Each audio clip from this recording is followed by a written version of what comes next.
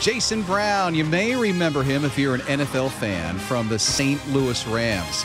Signed on in 2009. Guess how much? How much was he earning at that time? It's got to be a lot.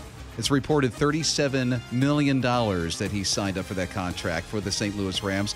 Released in March 2012, had a lot of other contracts or offers that were headed his way. But Jason Brown, who is with us this morning on Skype, you can watch it all live at hisradio.com and on Roku, plus the video replay page in a little bit at hisradio.com. Jason, you turned all those other contracts down, so what are you doing now? I'm a farmer here in North Carolina. He's a farmer. Farmer Brown Wow. now. That's kind of ironic. Your last name's Brown, too. Yes. Farmer Brown. All for what reason? Because you're just not farming just to farm, but, I mean, you're doing some cool stuff here. Yeah, well, God led our family on a very interesting journey. And if you had told me 3 years ago that you were going to retire and be a farmer, I would have said that you're crazy. I mean, like, really? I'm going to be a farmer? But I knew that, God always had a calling for over my life, but never did I even imagine that it would be in this way. So it was definitely a leap of faith, definitely a growing process, and a lot of leaning on his guidance and wisdom. Okay, you grew up on a farm. No, I did not. Isn't that wild? So you're just learning all this stuff and doing really well. Yeah, my parents, they did have some acreage here in North Carolina, but yet as far as getting out there and growing crops, fruits, vegetables, this is my first rodeo. And I read that you learned a lot of what you know on YouTube.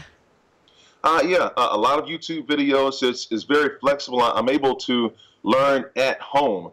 Yeah, I really don't have the luxury to be able to, go out to, some of our great universities, NC State, North Carolina, A&T State right down the road. But yet, being a family man and also having to be here at the farm every single day to help manage the operations, it's you have to be flexible. So what is your greater purpose for this farm?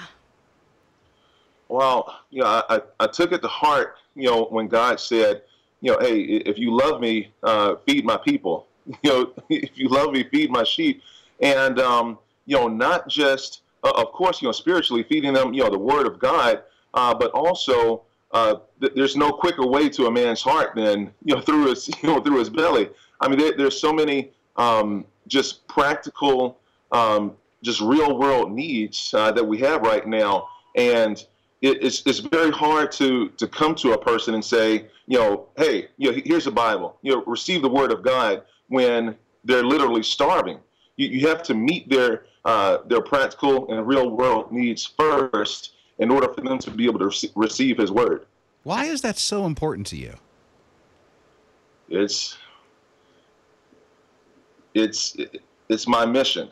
It's something that, God has placed on our hearts. Early on in my life, I always wanted God to look down on me and say, well done, good and faithful servant. And I want him to be proud of his child.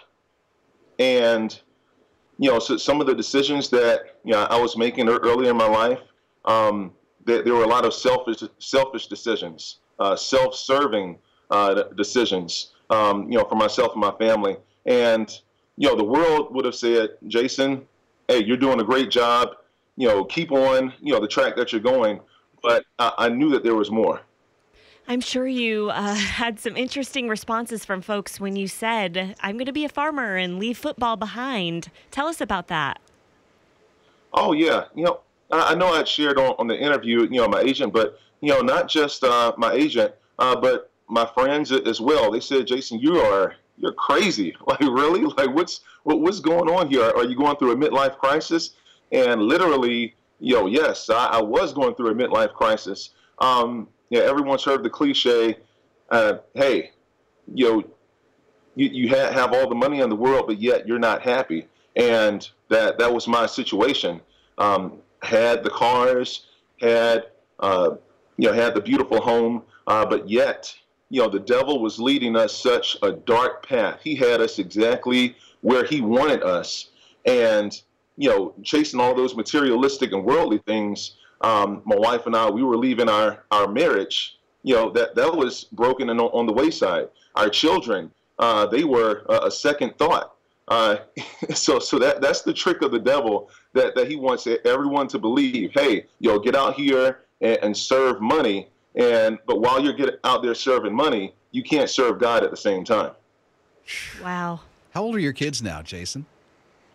Wow, 7, 3.5, 2, and newborn. Oh, Wow. my. So they're just young. They're really young. Is your 7-year-old getting out with you on the farm? What are they doing?